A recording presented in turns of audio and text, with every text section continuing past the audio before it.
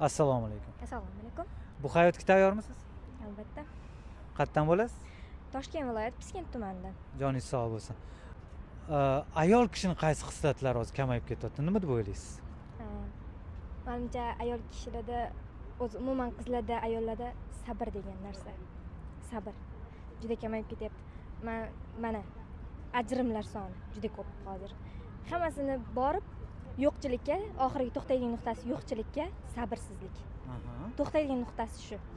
Ozgina sabr qilsa, kimda muammo yo'q? Hammada ham muammo bor-ku, misol uchun hayotida. Lekin o'sha yerda ayol kishining sabri, matonati sinaladigan nuqta bo'ladi. Kimdir o'sha yerda chidaydi, chida olmaydi. O'sha sabr, o'sha narsa yo'q hozir. Qizlarda ham, ayollarda ham men juda ko'p kuzatyapman. O'shanga turmush ko'pga chidamayapti demoqchisiz, to'g'rimi?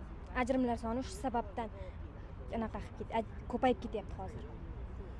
Uning uchun nima qilish kerak? Sabr qilish kerak deysizmi? Sabr, duo, hamma narsa Allohdan.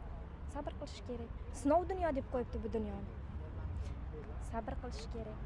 Joningiz sog' bo'lsin. Rahmat intervyu uchun. Salomat bo'ling.